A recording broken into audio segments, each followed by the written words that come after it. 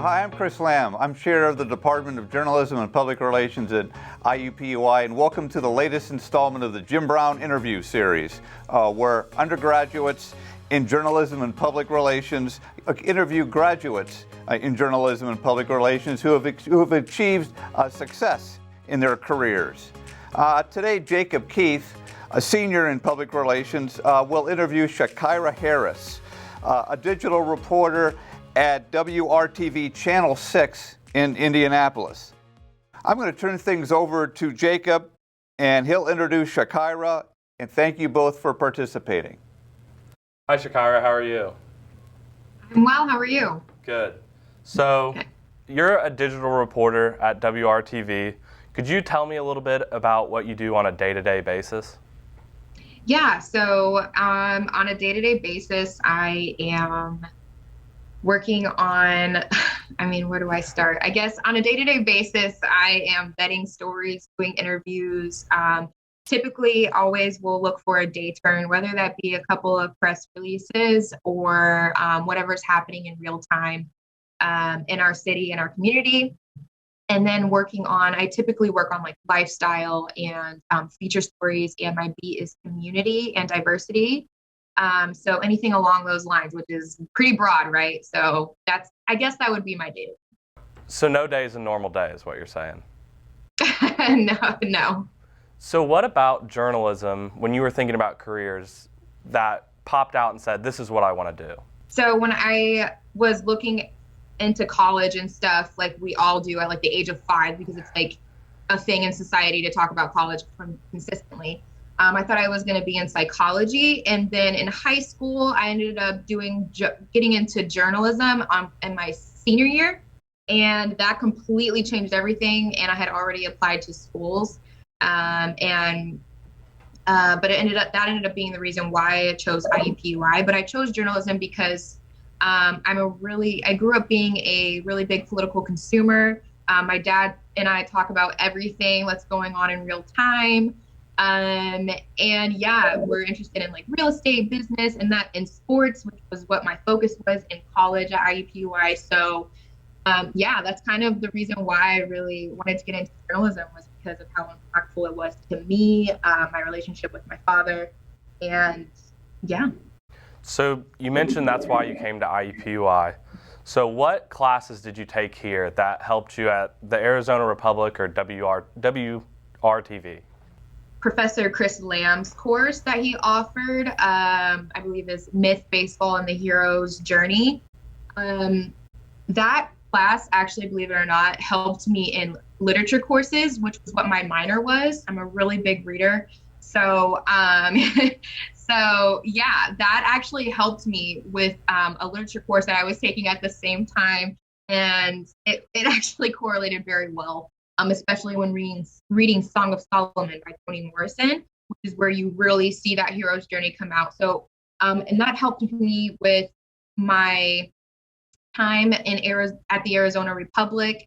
And here, I'm always thinking about the hero's journey, the power of myth, and, Joseph Campbell. Those things actually do come through when you're reading any form of literature.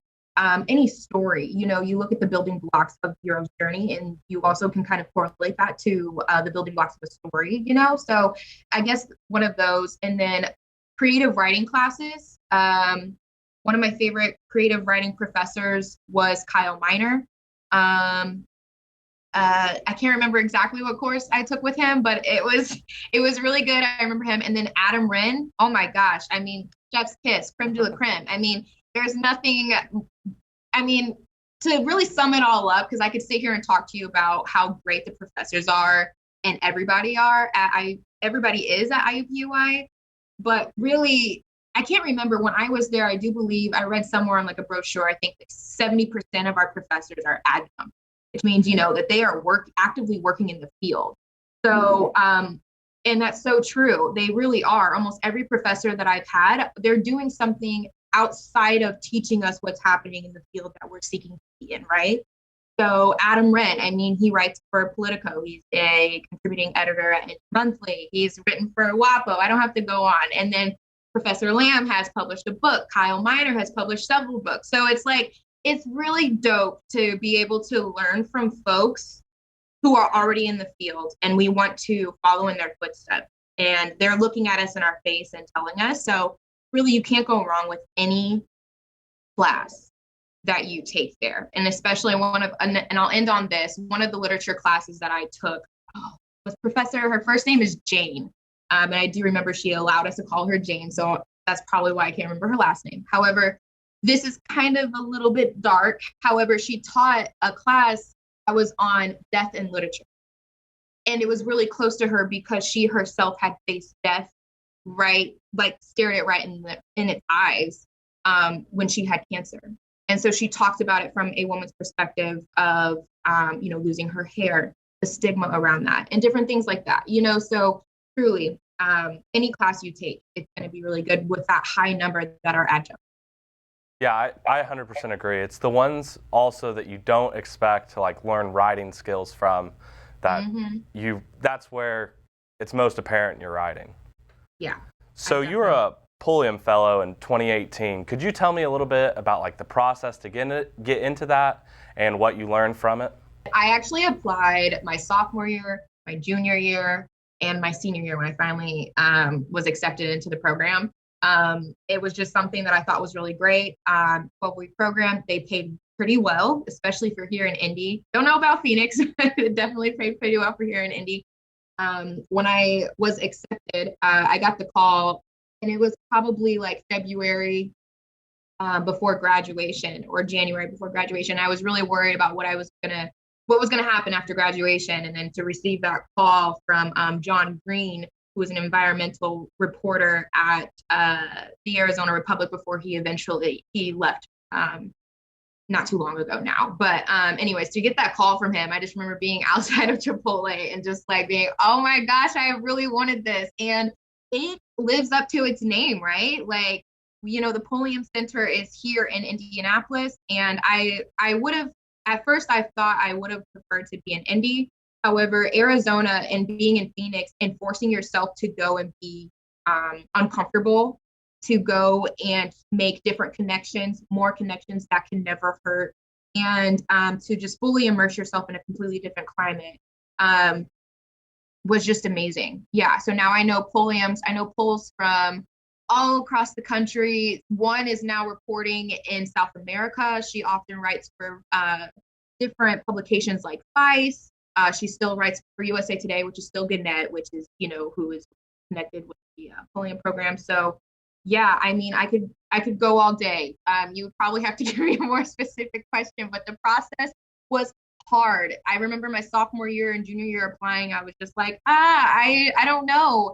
And then my senior year, I remember I really didn't put that much into it. I'm going to keep it 100 with you. I did not put that much into the application because I was like, they just must not, they don't want me. I need to stop. But I really wanted it, So I just kept applying. And then the last application, I didn't really put my all into it.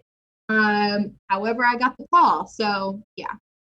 Awesome. Thank you. Yeah, consistency is key. There's nothing bad about applying a couple times. Exactly. You mentioned how you were glad you went to Arizona at the time, but now you're back here. So what is it about Indy that keeps you coming back and wanting to be a storyteller here? Yeah, so I don't know. The city of Indianapolis, it's like home now, I guess you could say. I grew up in a really small northern Indiana town that the stereotype is so true. If you don't leave at the soonest possible chance, you're probably going to get stuck there, right? So my nearest metropolitan was Indianapolis, our capital city. So for me, this was my NYC because nobody can afford that out-of-state tuition at NYU or the new school. So this is where I decided to, come and Indy, it's a small city. However, you are able to really find any community that you're seeking to be a part of. It is quite diverse, although it's not in your face like communities in Chicago or LA or Seattle or New York. There are still plenty of opportunities for you to feel connected. So if you're not feeling connected with anybody on the IUPUI campus or any sort of group club, You can probably find something in downtown Indy, something on Mass Ave, something in Fountain Square, and find a way to feel rooted and connected. And I guess that's why I came back here. So not just because I wanted to be back with my partner, but because it's just a great city and I needed somewhere to move up in the journalism world. I kept getting extended at the Arizona Republic as a Pulliam, but I really needed something a little bit more stable without leaving the journalism world. And that's why I entered TV. And yeah, so Indy is home. Yeah. So like you said, you wanted to move up, and you've done that. But you still write a lot about community and what's going on in Indianapolis. So you obviously have to be familiar with what's going on. Could you tell me a little bit about like your news diet on a daily basis? My news diet. So what I'm digesting? Yeah. Yes. So I am ride or die, stand print, right? Like I might be in TV, but the written word is me forever and a day. So I am always looking at actually the San Francisco Chronicle. I love the San Francisco Chronicle, the San Diego Tribune. What's somebody else? I actually do keep an eye on Vice because I do enjoy what they produce. And the Indy Star, although that is low key my competitor, I still love Indy Star. And then I keep up with the Arizona Republic, and then community wise, still kind of have Nouveau. They really used to serve and still kind of serve a niche audience. So I would say, like, if you're interested about taco and burrito place, right off of Keystone over here on the east side, they're probably that's where you could probably find a story about them, right? So before, when I was in college, I was always reading what Liz Byro was talking about in the Indy Star, because she was usually talking about the up and coming restaurants, what was going on in the city, and then always was reading Nouveau, because they also knew what was going on and what I cared about in Town Square, art, music, different things like that. But now I just feel like I'm reading everything. I'm always trying different things, and like I said, I'm really interested in the niche, the quirky, the weird. That is where I live. I love that. So if it piques my interest, I am more than likely to dig deeper or to keep reading the story. So you're interested in the weird. What's your favorite weird story you've ever written? Yes, I love this question. So one of my most recent stories was about it's about a salamander. So this salamander it's an all-female species that is primarily found in the Midwest. So in Indiana and Ohio, primarily, two states in the Midwest. And it can regenerate its own tail. So it can regrow its tail. So let's say you were to cut it off, it can regrow its tail. And it's also, like I said, all female. So it steals the sperm of other male species. That defies all science that any scientist knows. And so I was able to report about this because I saw that a Marian University professor had received one of like 4 government-funded grants worth like $1 million, which is a lot of money. And I was like, what did he get it for? And I kept digging. And so I dug and I saw that this was what he was studying. And so that's when I was like, hey, will you talk to me about this? This is super dope. And then I identify as a feminist too. So I'm like, look at these salamanders out here thriving, all female. We love to see it. So, and that's probably one of my weirdest stories, to find out that there is an all female species of salamanders that steal male sperm to continue their tribe. Yeah, that is crazy. I didn't even know that existed. So right, you learn one thing, This is why you should support local journalism. Exactly. So, kind of a sidestep to talk more about like the nitty gritty. You talked about the research. Let's talk about the interviewing. So, what makes a person like interesting to interview? Oh man, I wish I could tell you what that is, but honestly, you're not going to know till you get in there. You're just not. I mean, there's some people where I'm like, I see their social media and I'm like, oh my gosh, they would be so awesome. Like, I bet you I can get really great quotes, really great sound bites, because now I'm kind of MMJing. I'm kind of going out and shooting my own stuff now. So I'm like, man, they'd be really great on camera. And then I go to talk to them and they shut down and they don't want to say anything. So honestly, I wish I knew, but you never really know. So how has interviewing changed throughout the pandemic? Do you still try to go out and interview people in person as much as you can, or is it mostly digital now? Yeah, so I work for a really great company. Scripps is really good and they want to keep us safe and they want to keep the public safe.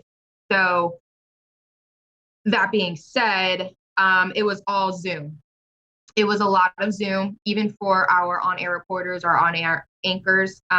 We did a lot of this via Zoom. And how I do it, I'm not quite sure about how, my colleagues, Rafael Sanchez, Lauren Casey, Daniel Bradley, how they do it, how exactly they prefer to do it. For me, I prefer to leave the option up to the person that I'm seeking to interview, because now I am comfortable doing in person. So I'm like, would you prefer to be in person, or would you be more comfortable if it was a virtual interview? Because technology is great and the interview will look good regardless. You know what I'm saying? That's how I feel about it. Awesome. So this is my last question. This one's just for me. You write a lot about food and coffee shops. So I have to know, what are your two go-tos? One for food and one for coffee. Oh man, thank you for giving me two. Ooh, this is hard. This really shouldn't be hard. Okay, for coffee, Hubbard and Craven's, super good, because I'm sorry, but I'm sick of Tinker. Tinker is everywhere. I'm sick of them. Hubbard and Craven's. You're breaking my heart. I'm sorry. Tinker's everywhere, but I love Hubbard and Craven's. I love their coffee, so good. And then Perk Up. I really like Perk Up. They're just, two minority women-owned coffee shop, and they just trying to make it. I love them. So I love those two places. Also, RIP Thirsty Scholar and Mojo's. Those used to be my places, and they just closed in 2018, which is really sad. My two favorite food places, I have to say, Harry and Izzy's. Get that caprese salad and that salmon when they get it. It's seasonal. So spring and summer and a little bit of fall. You got to get in there and get that. And then, this is so hard. I'm such a foodie. I love Sangiovese. If I had to pick an Italian place, I would pick Sangiovese.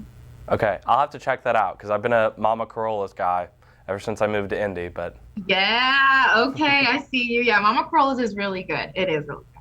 Awesome. Well, thank you for letting me interview you today. I've learned a lot, salamanders, so I really appreciate it. Yeah, not a problem. Thank you so much. This is an honor.